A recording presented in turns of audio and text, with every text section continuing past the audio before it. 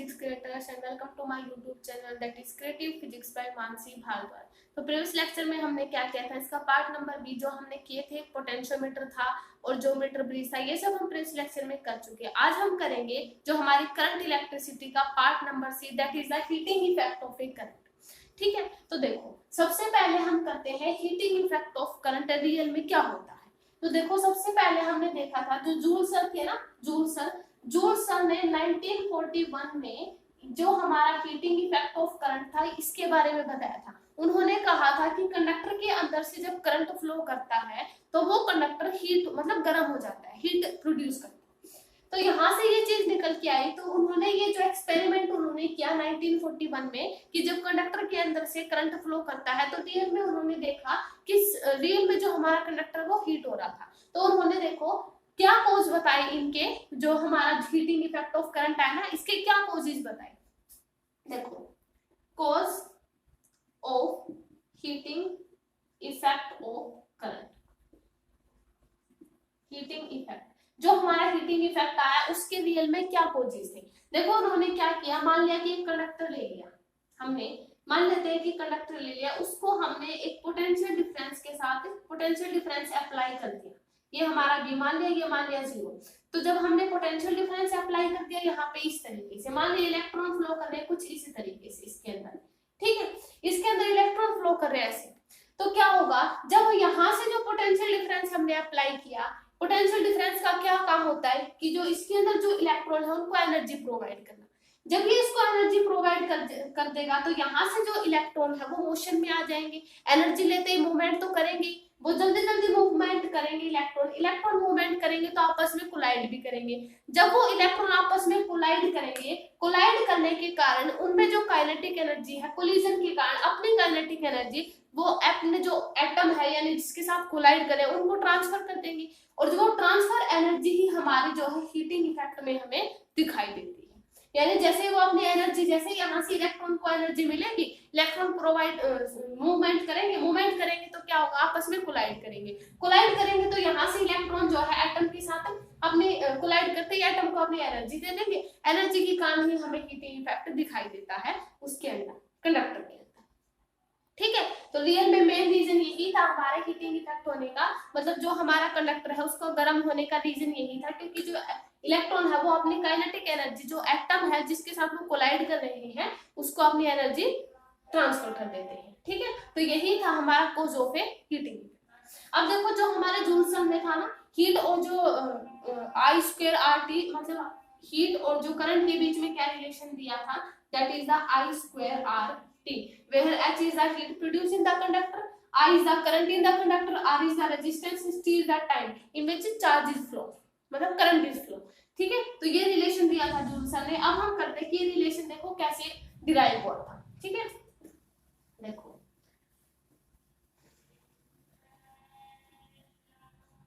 देखो H is equal to I square R T, ये हम डिराइव करेंगे। मान लिया कि हमने कंडक्टर ले लिया, ये हमने कंडक्टर ले लिया, सेम वही हमने क्या किया, पोटेंशियल अप्लाई किया, यहाँ पे भी यहाँ पे 0, ये हमने पोटेंशियल अप्लाई कर दिया। इसके अंदर इलेक्ट्रॉन है वो मोशन में आएंगे, इलेक्ट्रॉन है मोशन में आएंगे तो क्या होगा, देखो मान लेते हैं I is the current in the conductor, conductor के अंदर करंट है I, ठीक है, R इज द मान लेते हैं रेजिस्टेंस, ठीक है, T इज द टाइम, ठीक है, time in which current is flow, ठीक है, T इज द टाइम, ये हो गया। ठीक है, अब देखो यहाँ से इलेक्ट्रॉन, जैसे ये पोटेंशियल डिफरेंस है, ये एनर्जी प्रोवाइड करेंगे इलेक्ट्रॉन को, इलेक्ट्रॉन मूवमेंट करेंगे। तो हम मान लेते हैं कि हमारा जो चार्ज फ्लो करेंगे, क्यों हमें पता है I इज इक्वल टू क्या होता है, that is Q by T, ये रिलेशन हमने देखा था। तो यहाँ से जो चार्ज है वो किसके इक्वल आ जाएगा, I इंटू T के, ये आ जाएगा हमारे पास कि चार्ज हमारा ये हो जाएगा। ठीक है, और हमने जो पोटेंशियल की डेफिनेशन देखी थी, पोटेंशियल की डेफिनेशन क्या होती है, चार्ज को एक पॉइंट से दूसरे पॉइंट तक लाने के लिए कितना वर्क डन करना पड़ेगा, वो हमारी पोटेंशियल की डेफिनेशन आई थी। ये हमारी पोटेंशियल की डेफिनेशन, यानी यहाँ से हमारा वर्क डन क्या आ जाएगा, that is Q into V। ठीक है, सॉरी V इंटू Q भी लिख सकते हैं, V इंटू Q लिखते हैं। ठीक है, Q की जगह पे हम क्या लिखते हैं, V I इंटू T, ये हो जाएगा। Q की जगह पे I इंटू T लिख सकते हैं ना यहाँ से, तो ये आ जाएगा I इंटू T। यानी हमारा देखो वर्क डन किसके इक्वल आया, V I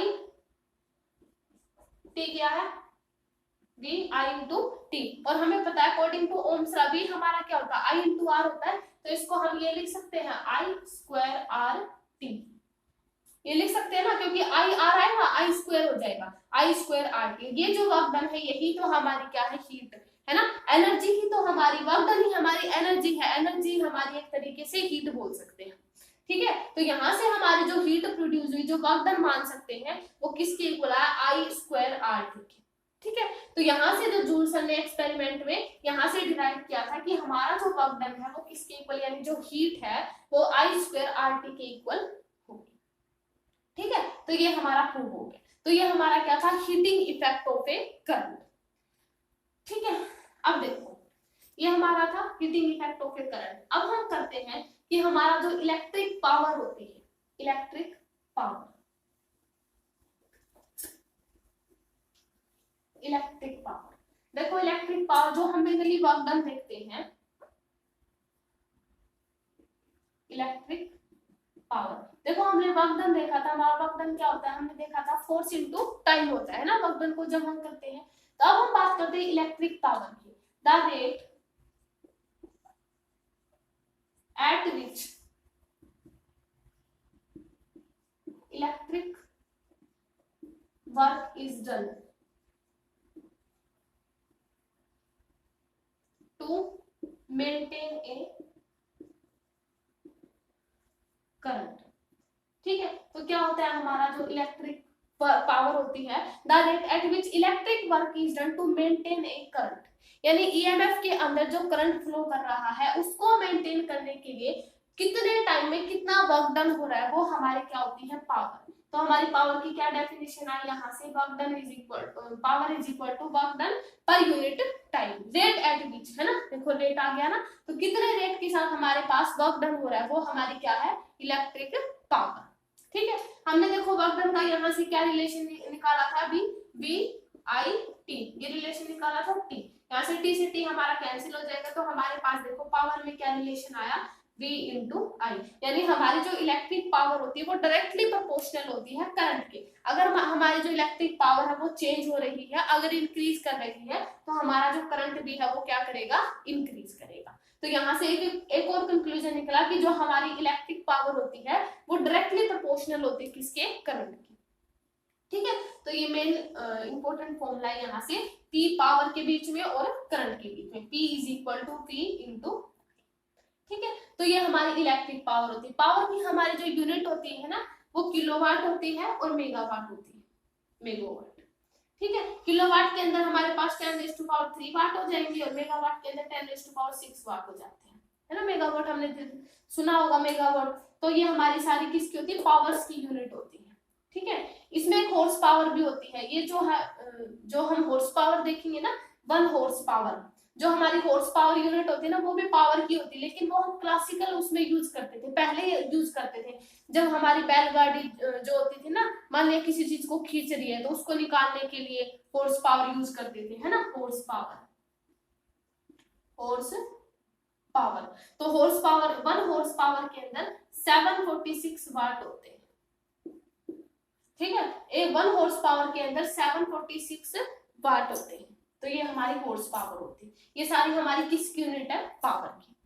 ठीक है, तो ये हमारी होती है इलेक्ट्रिक पावर। अब हम बात करते हैं इलेक्ट्रिकल एनर्जी की,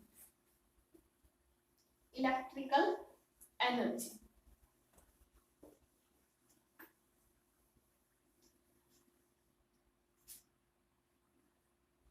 electrical energy, the energy supplied,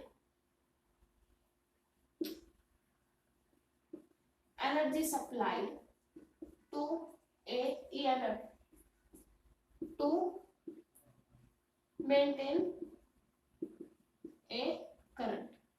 ठीक है, मतलब उस ईएमएफ को हम कितनी एनर्जी सप्लाई कर रहे हैं उस कंडक्टर के अंदर जो करंट है उसको मेंटेन रखने के लिए, तो वो हमारी क्या होती है, इलेक्ट्रिकल एनर्जी। अब देखो हमारी जो एनर्जी होती है और जो हमने जो पावर की यूनिट देखी थी उसमें देखो ये जो एनर्जी की जो यूनिट होती है उसमें 1 किलोवाट आवर्स, जो हमारी किलोवाट आवर्स होती है ना, मेरे लिए हम कंफ्यूज हो जाते हैं कि पावर की यूनिट है या एनर्जी की यूनिट है। तो हमारी जो किलोवाट आवर है वो हमारी किसकी यूनिट है, एनर्जी की यूनिट है। ठीक है, तो 1 किलोवाट आवर में कितने होते हैं, 3.6 इंटू 10⁻⁶ जूल होते हैं।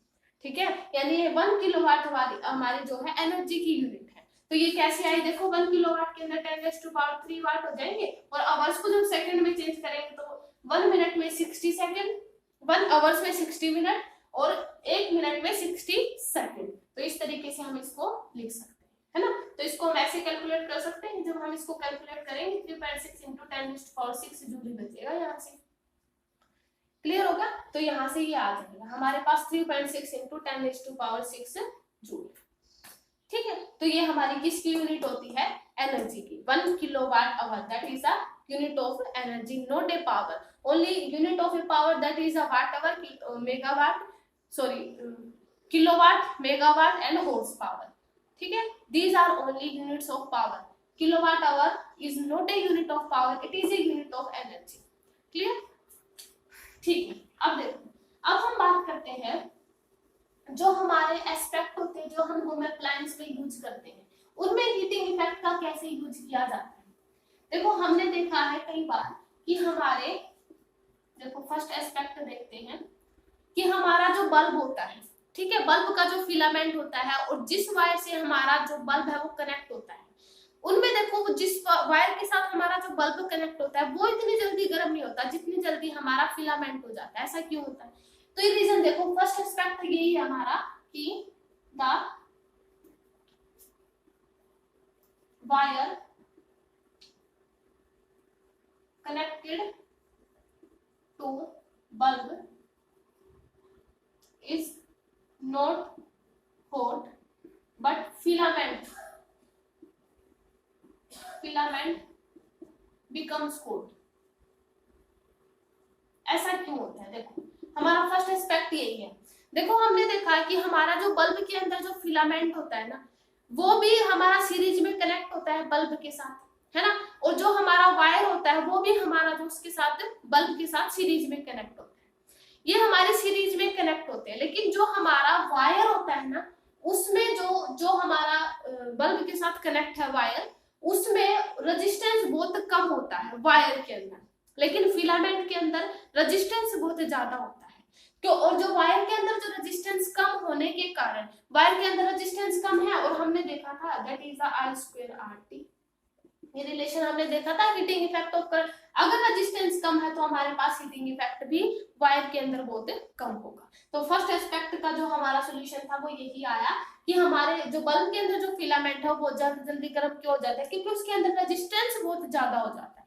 रेजिस्टेंस ज्यादा होगा उतना ही जल्दी हमारी क्या होगी, हीट होगी, इसलिए हमारा जो बल्ब का फिलामेंट है वो बहुत ज्यादा जल्दी गर्म हो जाता है as compare to wire, because resistance in the wire is very low.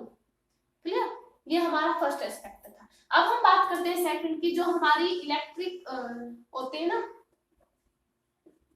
Second aspect हमारा क्या है, जो इलेक्ट्रिक प्रेस है, इलेक्ट्रिक प्रेस और इलेक्ट्रिक प्रेस भी होती है हमारी, इलेक्ट्रिक प्रेस के साथ हमारी क्या होती है, और हीटर, है ना, हीटर, है ना, ये क्या हो जाते हैं, बिकम्स हॉट, बहुत ज्यादा जल्दी गर्म हो जाते हैं। ऐसा क्यों होता है, देखो क्योंकि हमें पता है कि हमारे जो इलेक्ट्रिक प्रेस होते हैं, जो हीटर होते हैं, ये हमारे क्या है, बहुत हाई पावर के अप्लायंस होते हैं, बहुत ज्यादा एनर्जी लेते हैं हमारी। तो हमने देखा था कि जो हमारी पावर्स होती है वो किसके डायरेक्टली प्रोपोर्शनल होती है, करंट की। ये हमने देखा था ना, अभी किया है। तो यानी हमारे जितने ज्यादा हाई पावर के अप्लायंस होंगे उतना ही उनके अंदर करंट फ्लो करेगा, जितना ज्यादा करंट फ्लो करेगा उतना ही उसके अंदर क्या करेगा, हमारी हीटिंग इफेक्ट प्रोड्यूस होगा, है ना, क्योंकि जूल सर ने हमें बताया था कि जितना ज्यादा हमारे पास करंट फ्लो करेगा उतना ही कंडक्टर जो है, मतलब जो भी हम अप्लायंस यूज कर रहे हैं, उतना ही ज्यादा जल्दी गर्म हो जाएगा। ठीक है। तो हमारे जो जितने ज्यादा हाई पावर के अप्लायंस होंगे उतना इनके अंदर करंट फ्लो करेगा, उतना ही जल्दी वो गर्म हो जाएंगे। ठीक है। और इसमें एक और आती है कि जो हमारी प्रेस होती है, जो हीटर होती है ना, इसमें नाइक्रोम वायर का यूज किया जाता है। ठीक है। अब इसमें ऐसा क्यों किया जाता है? क्योंकि नाइक्रोम वायर की रजिस्टिविटी जो बहुत ज्यादा हाई होती है और मेल्टिंग पॉइंट भी बहुत ज्यादा हाई होता है। ऐसा क्यों? क्योंकि हमें पता है इनके अंदर बहुत ज्यादा करंट फ्लो करेगा। बहुत ज्यादा करंट फ्लो करने के साथ ऐसा भी आ सकता है जिसके कारण हमारा वायर की मेल्टिंग हो सकती है। तो हम मेल्टिंग पॉइंट बहुत ज्यादा हाई लेते हैं, नाइक्रोम वायर का यूज करते हैं जिसकी मेल्टिंग पॉइंट बहुत ज्यादा है और रजिस्टिविटी बहुत हाई है। ठीक है। रजिस्टिविटी हाई लेते हैं। रजिस्टिविटी हाई लेने का रीजन क्या है? क्यों? रजिस्टिविटी जैसे ही हाई हो जाएगी, क्योंकि हमें पता है रजिस्टिविटी क्या होती है, rho is equal to R A by L, ये हो जाती है ना, ये होती है। जैसे ही हम ये देखेंगे रजिस्टिविटी हम हाई लेंगे, रजिस्टिविटी हाई लेने का रीजन यहाँ से आ जाएगा, लेंथ मान लिया कम हो जाएगी। ठीक है। रेजिस्टेंस कम हो जाएगा, यहाँ से जो एरिया ऑफ क्रॉस सेक्शन है ना, एरिया ऑफ क्रॉस सेक्शन यहाँ से देखो, सॉरी ये रिलेशन आ जाएगा ना हमारे पास। जब रेजिस्टिविटी को जब हम लिखते हैं तो हमारा क्या आता है, डायरेक्टली प्रोपोर्शनल आता है। देखो लेंथ पर यूनिट एरिया, या ऐसे आता है ना, R is equal to rho L by A. जब हम रो को सॉल्व करेंगे तो हमारे पास R A बाई एल ये आता है ना। हाँ सॉरी यही था। ठीक है। रजिस्टिविटी, तो हम जो नाइक्रोम वायर उसमें रजिस्टिविटी हाई लेते हैं। रजिस्टिविटी हाई लेने का रीजन क्या है? क्योंकि उसमें जो हीट प्रोड्यूस होती है ना वो कम हो जाती है, क्योंकि लेंथ और उसमें फिर उसमें चेंज आ जाता है ना, क्योंकि रजिस्टिविटी हाई लेंगे फिर लेंथ कम हो जाएगी, लेंथ कम होगी तो एरिया ऑफ क्रॉस सेक्शन पर भी इफेक्ट पड़ेगा, एरिया ऑफ क्रॉस सेक्शन पे इफेक्ट पड़ेगा, फिर रेजिस्टेंस पे रजिस्टिविटी हाई लेंगे तो उसका जो हीटिंग इफेक्ट है वो कम हो जाता है। ठीक है। इसलिए जो हमारे होम जो प्रेस होती है और जो हीटर होता है ना उसमें नाइक्रोम वायर का यूज किया जाता है, because nichrome wire has a higher melting point and high resistivity. Clear? ये होता है। ठीक है। तो ये हमारे कुछ एस्पेक्ट थे जो हमारे हीटिंग इफेक्ट ऑफ करंट के बेस पे वर्क करते हैं। ठीक है। अब देखो, अब जो हमारे ये जो हमने की है ना फॉर्मूले, इनके बेस पे न्यूमेरिकल सॉल्व करते हैं। ठीक है। न्यूमेरिकल देखते हैं हम। The bulb of, question first, A bulb of 484 ohm is producing light, वो लाइट प्रोड्यूस कर रहा है,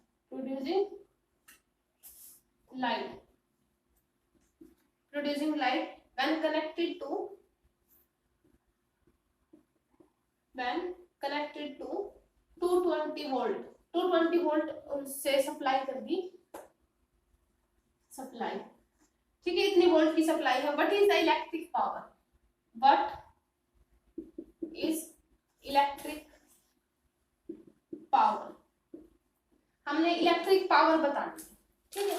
अब देखो हमारे पास क्या रिलेशन आया था, एक तो हमने देखा था कि V इंटू आई होता है ना।